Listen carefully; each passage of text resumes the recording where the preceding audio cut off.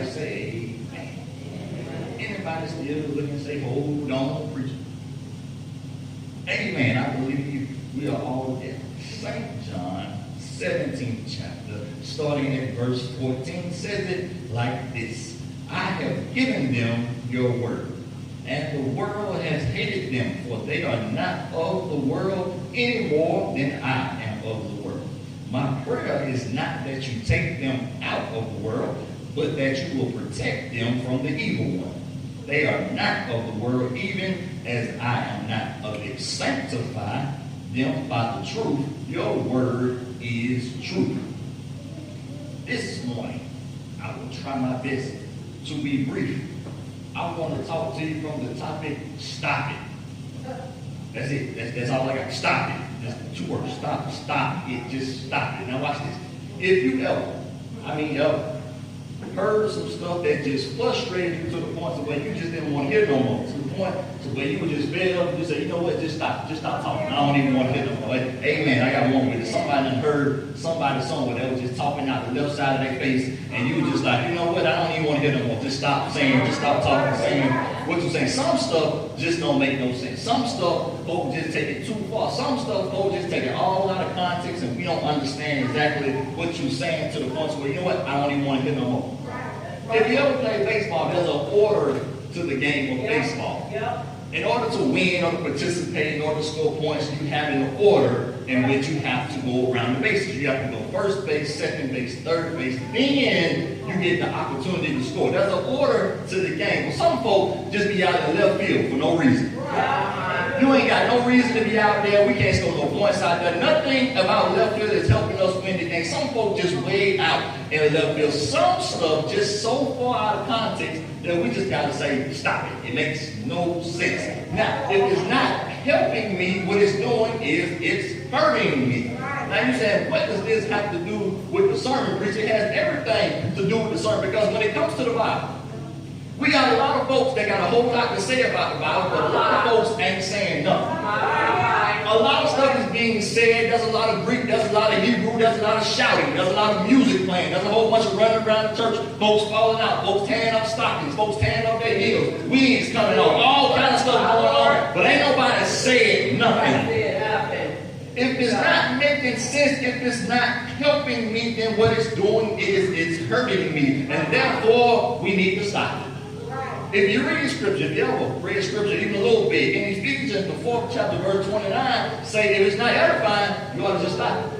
You don't believe me? Let me read it just in case you don't know. Ephesians 4, verse 29 says, do not let any unwholesome talk come out of your mouth, but only what is helpful for building others up according to their needs, that it may benefit those who are listening. In other words, if you ain't saying nothing that's helping me, stop it. If it's not edifying, it's not needed. Therefore, we need to stop. There's so much misunderstanding when it comes to being a Christian. There's so much misunderstanding about how Christians should act, how Christians should live, how we should minister, when we should minister, that it's become such a big debate that it's causing confusion. It's causing confusion to the believer, to the unbeliever. We got division in the church. Folk don't want to come to church. Folk mad at church. But many of us have turned ministry into something other than ministry. Many of us go to church like it's a social club. Many of us go to church like it's a fraternity or a sorority or something. We done turned church into a clique. So therefore, we got all this division going on, and we got men and women who say that they are God, and they all snobby and stuck up. They selfish and standoffish. They unrelatable. And the church is supposed to be a place of refuge. It's supposed to be a place where I come to find peace. But now I'm starting to find out that church ain't nothing but another episode of Basketball Wives. That's all it is. We turn church into a reality show. And so some of this stuff that's going on, some of this stuff that's being said and done, just need to stop it. Church is supposed to be the place where I come to find peace. Now, I love entertainment just as much as anybody else. But I'm sorry, when I come to church, I did not come for entertainment. I came to be edified. I came to be built up. I came. Edification literally means that I'm coming to get instructions that's going to improve my moral or my spiritual beings. In other words, I came to be better. I came to be built up. I came that I can get my life right. I came because I need help, because I need some assistance. I came because I need God, because I need the blood of Jesus, because I need to be comforted by His Holy Spirit. That's the whole purpose I came. If we ain't come for that right there, we might as well just stop right now. Because if it's not going to help me, it's hurting me. If we're not here for the blood of Christ, if we're not here to be better, to be whole, to help somebody else, then we can go home right now. Go ahead and save the light bill, and everybody just pack up and go home. But I don't know about everybody else. It bothers me that there's a misunderstanding on how Christians should live. We have Jesus of all people as our example of how to live.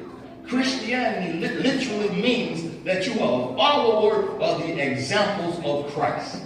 And we so concerned about the world that we have forgot that we're supposed to be ministering to the world.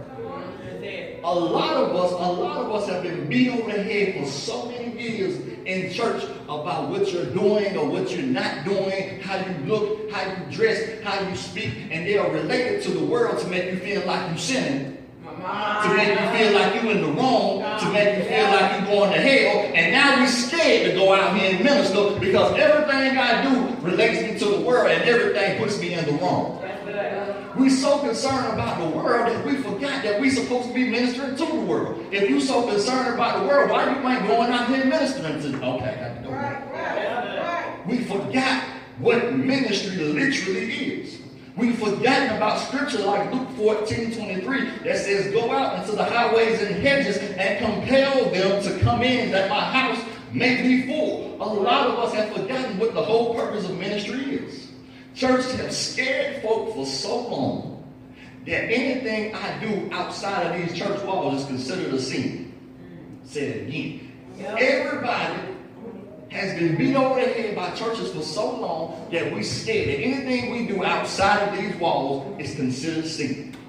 We have literally made it impossible to minister because we're afraid of being judged. Jesus himself did not lock himself in a church building for 3.5 years for his ministry. Jesus went out into the world and he preached, he taught, he witnessed, he was among people who were considered sinners and ministered.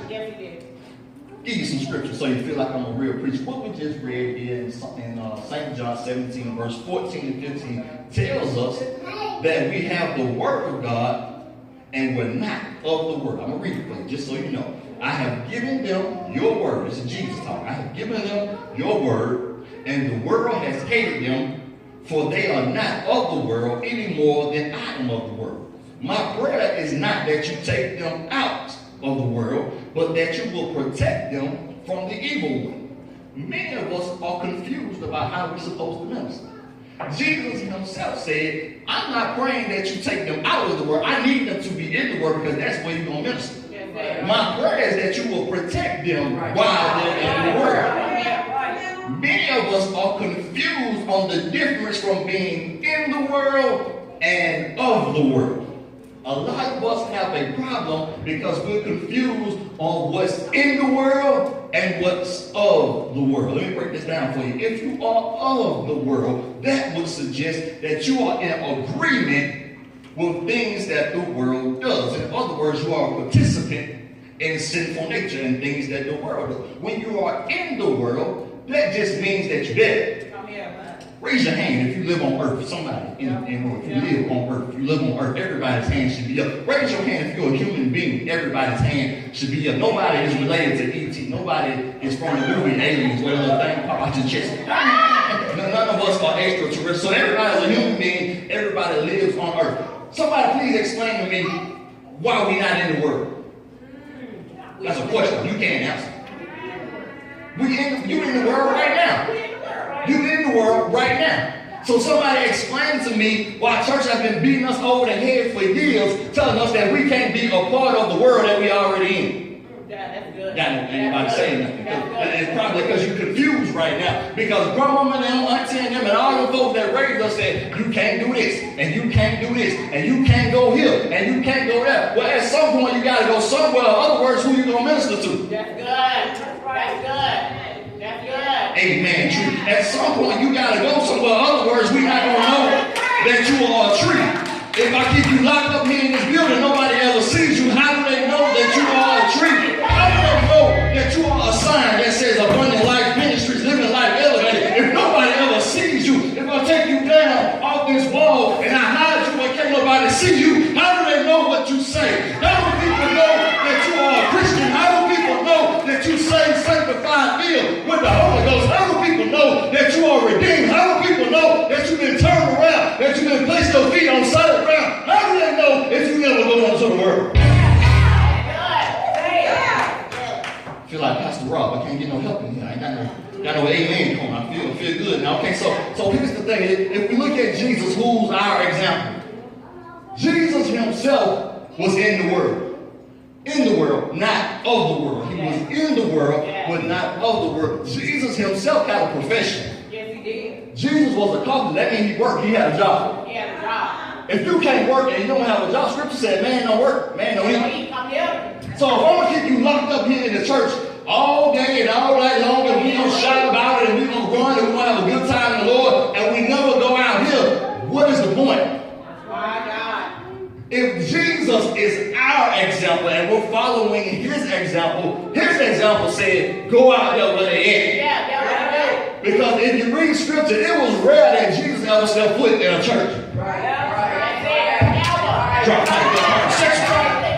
Jesus didn't wear a robe. Jesus didn't have a suit on. Jesus didn't sit in the chair. You know how the preacher sit, and he didn't sit in the chair and wait for them to read his bio and say, amen, praise God. And he didn't have a sweat rag. He didn't have a praise team. He didn't have a drummer. He didn't have a keyboard. He came and he preached wherever he was at, wherever the people was at, wherever the leader was at. That's where Jesus was. Some of this stuff, we just got to stop it altogether. That's good. Ain't got no problem with how everybody else do their church. I'm just saying, if it ain't of God, you just need to cut it out altogether. That's right. We don't need 2-3 hours of praise and worship just for people to feel good. Just so you feel good. Just so the preacher feel like he's saying something. Just so you feel like he's doing something because people are jumping, people are running, people are shouting. But the same folk that's running, jumping, and shouting going straight to hell because they ain't got no spirit in them. Some of this stuff, we just need to stop it. You can be in the world, but not of the world. The actual definition in this passage of Scripture, if you like Greek and Hebrew, let me teach you a little bit. The word cosmos means word. The Greek for cosmos means that you are a partaker of the worldly system. That means that not only do I agree with it, but I participate in it. So a lot of us have a confusion between being in the world and of the world. Of the world means that you are participating. And in the world simply means that you're there. See, we know the word of God. The Scripture tells us that Jesus said, I gave them your word, the word of God. And the world hated them for it. Scripture also tells us that things that are spiritual and things that are carnal cannot agree. They're always at war. So I have to ask the question, if you have the Spirit of God in you and you go out into the world, how can you be a partaker of the world if the Spirit of God will not allow the world to accept you? If the Spirit of God will not allow you to partake of what the world is doing, then how can you be of the world? So what we have to do is we have to make sure that we actually have the Spirit of God. You want to know why the world hates the Spirit of God? All you got to do is look at our school system that tells you that you can't pray no more. All you got to do is look at our government that stands on in God we trust, but for some strange reason, they keep removing the 10 Commandments. They keep removing Bibles. They keep removing in God we trust out of all the buildings. But for the same government that was founded on the principles of God, you want to know how they of the world and not in the world because they're trying to remove God out of everything. All you got to do is look at the lifestyle lifestyle of the country that you live in, where it used to be in the closet, not everybody out in the closet. They got a whole parade, they got a TV show, they got a whole network just for that community. You can do what you want to do, say what you want to do, live any kind of way you want to live. Folks used to be ashamed when they was getting in sin. Now everybody just flumping their sin like it's the thing to do. You want to know how you of the world and not in the world? Just look around at your surroundings. It's important to know the difference, because ministry literally will take you outside of the building, outside of the church, and put you in the world. No one is of the world. We're not of the world, but we're in the world. To be a Christian, you are a follower of the examples of Christ. Because you're a follower of the example, now you're an example. And how do they see that you're an example if you're always locked inside the building? That's good. How do they know that you're an example when we got to have revival for so many nights inside with the doors closed? Can't nobody see you, can't nobody hear you, can't nobody be a witness of you. How do they know that you will turn your life around and that you're serving God? You're an example of Christ. If we come to church for 3, 4, 5 hours on Sunday, inside, locked in, nobody sees you, nobody hears you. How do they know that you're a believer, that you love Christ? If we work jobs where they say it's against the rules to be able to profess what you believe. It's important to know the difference between being of the world and in the world. Jesus said it like this in verse 15. My prayer is not that I take you out of the world, but that you are protected while you are in the world. In other words, protect you while you minister. Protect you while you're doing ministry. Verse 14 said that he has given them the word and then sent them out in the world to minister. Here it is, I'm almost done. The problem that we have now is that the church don't know the word. Amen. Wow. The problem that we have now is that the church don't know the word. We just going off of hooping and hollering and whatever sounds good, and everybody's screaming amen, but ain't nobody got no understanding. A problem that we have now is that the church don't know the word, so therefore they begin to judge those who do know the word and who follow the word the way Jesus set it up. They think something's wrong with you because you want to go minister to folk that ain't sitting in the same building you sitting in. Because you don't go to folk that look like you, because you don't deal with folk that act like church folk, because they don't dress like church folk, because they don't talk church lingo. People think something's wrong with you. But the scripture tells us that that's the way to minister. That's the way ministry is supposed to be. A lot of folk got a problem because they don't have an understanding of the word, and everybody want to rebuke somebody, but you can't rebuke somebody when you got false information. You can't rebuke or correct people when you don't have the right information yourself. Just because you're in a place does not mean that you're partaking of the things or that you agree with what's going on in the place. A lot of us go to the gas station.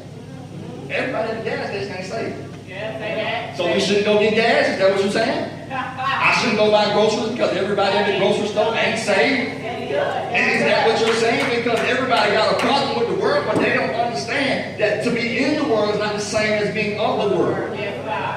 The scripture tells us in verse 14, if you have the word, that you will be hated by the world. Now, I don't know about y'all, but I got a whole lot of hate coming my way. So I must be doing something that's right in line with the word of God. Verse 14 says, when you gave them the world hated them. Hated by the world. I can't be hated by the world if I agree with the world. The world would not hate you if the world loves you. Oh, wait a minute. The world cannot hate you if the world loves you. If you are a participant in what the world is doing, they will accept you. So the world can't hate you unless you have the word of God. Spirit and the flesh are contrary one to another. Therefore, with another. Scripture tells us that God is a spirit. And they that worship him must worship him in spirit and in truth. Scripture also tells us that God is the word. That the word was made flesh and dwelt among us. Scripture tells us that if God be the word, and then in verse 14 it says he gave them the word. In other words, he gave them God. And when he gave them God, he said that the world, which is not of God, began to hate him. The spirit and the flesh are contrary one to another. Watch this. If you live on this earth, at some point you have to have some interaction with somebody. Yes, Lord. And if you have an interaction with somebody, you're going to do one or two things. Either you're going to agree with them or not. Yes. Scripture says, how can two walk together unless they agree? Yes. So here's the thing for Christians. If you're a Christian, I know that I have Jesus for real, for real. I know I got him for real, if I can't be a part of the world.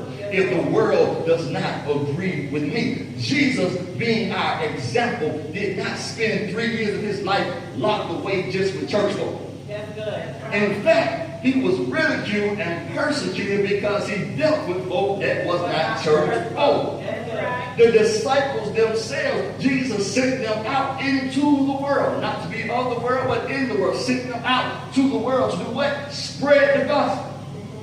How do you spread the gospel if we just gonna sit here in this building already? Just keep it all the way real. It ain't many of us. So who we spreading the gospel to? If all of us getting the same information and we stay in this building all day long, what about all these folk out here? Was that not the purpose of ministry? Was that not the purpose that Jesus came? So listen, they didn't.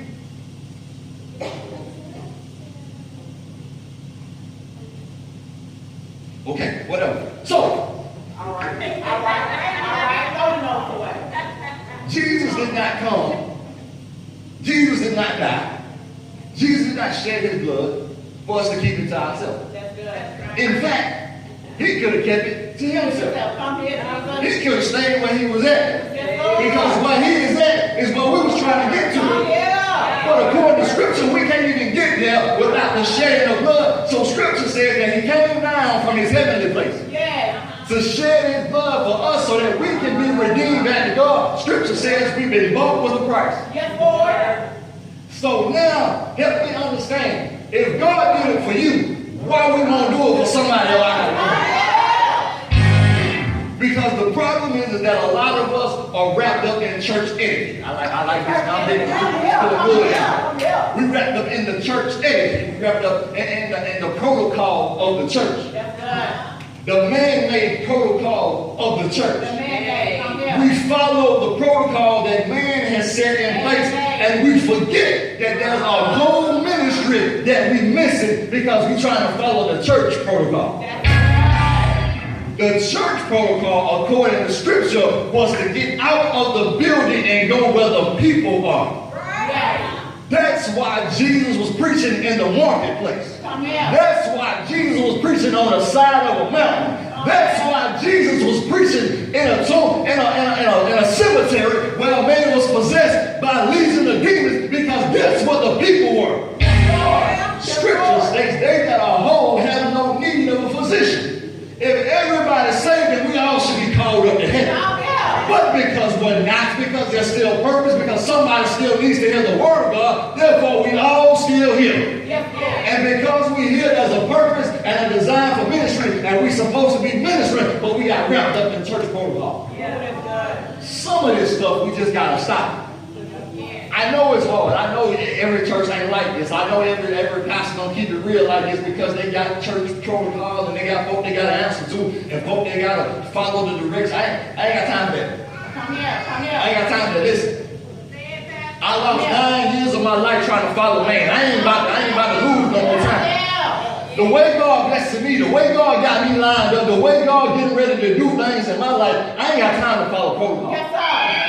Because the way the Scripture line up, Jesus didn't follow protocol, no way. The reason they call him a sovereign God is because he can do what he want to do when he get ready to do it. The reason why he's holy, the reason why he's the triune spirit, the reason why he's Lord of Lords and King of Kings, because he ain't got to answer nobody.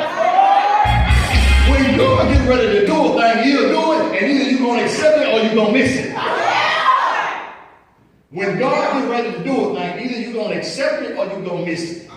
That's a whole book, that's a whole Bible that tell you about folks that miss the promise of God. They was lined up, they was in position. We just talked about it last week. Samuel was in position, but Eli was right there. There's a whole book that'll tell you about folks that was right there. All they had to do was be obedient. All they had to do was do what God said do, and they missed the whole promise. Some of this stuff That's why the scriptures say, study to show yourself approved. Some of this stuff, you got to go back and do research on. Yes, Lord. I ain't got out of the habit of just saying amen because the preacher say amen. I got to research it for myself. I got to know that what you're saying is accurate, because if I don't understand, I need to know it for myself. Because I ain't got time for a man to lead me down the road that's going to take me 20 years to come back.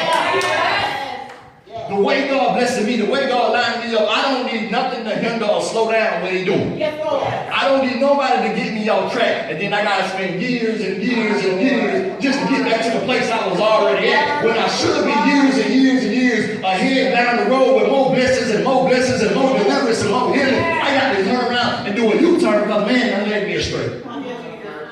Some of this stuff, we just got to stop it. I don't know why. I guess that's why people don't invite me places, because a lot of folks got this church protocol where they adapted and adopted these traditions that man came up with. That's why a lot of us got so mad at church when we was younger. Amen, somebody. Amen. That's why a lot of us got mad at church when we was younger, because you couldn't wear the stuff you wear now. Come here. Oh, y'all don't like this. You couldn't sing the stuff that you sing now. Come here, You couldn't sit where you want to sit like you sit. No. This is for the mothers. This is for the deacons. This is for the guest pastor. Even though the guest pastor not here, this is just going to be an empty row. Can't nobody sit here. See, everybody had an assigned seat. Everybody had a parking space. Everybody had a name tag. Everybody had a position. But when nobody doing ministry. My God, it's good. The problem is that we got a whole book that gives us an example of Jesus. Who are we supposed to be following? Being a Christian means you are a follower of the example of Christ. At some point, we stop following Jesus and start following man. At some point, because the preachers sound real good, we forgot about ministry. At some point, because the church building was all nice and pretty and we on TBN now, we stopped following Jesus and started following man. Oh, you mean like this? So now, what we got to do now is just got to get back to the basics. We just got to get back to doing what God said do. But we can't do that if we don't know the word. Scripture says, verse 14, he says, I gave them the word and the world hated them for it. Can I keep it all the way real? A lot of folk that's supposed to be of the church, really of the word, and they sit in church. Verse 14, one more time. I have given them the word and the world hated them. Yes, Lord. You're trying to figure out why you're finding so much opposition in church. Because the folk in church, a lot of them are really of the world. They just sit in. I got to go. They just come to church. They just sit in church. That's why church folk catch the most hell and got the most conflict and got the most drama, because everybody in the church don't know the word. That's good. Everybody in the church ain't of the church. Oh, that's a whole other sermon. I'll preach that next week. Everybody that's in the church ain't of the church. Everybody say that they of the world, it really is in the world. And everybody say they're in the world, some of them of the world. A lot of us have a misunderstanding of what's really going on, because we don't know the word. How do you not know the word? They give away Bibles. You ain't even got to pay for it no more. They just give you a Bible. How do you not know the word? How you got every app on your phone except a Bible app? How do you not know the word? How do we get led astray? How do we end up following man when the word is free? When the word of God is free, your instruction manual is free. Come here, God. We'll spend all day reading the instruction book for the iPhone 11. It won't pick up a word that's free. Like this. I got to go. I'm getting ready to go. Amen. Praise God. So some of this stuff in church, we just got to stop. Amen. Praise God. Amen.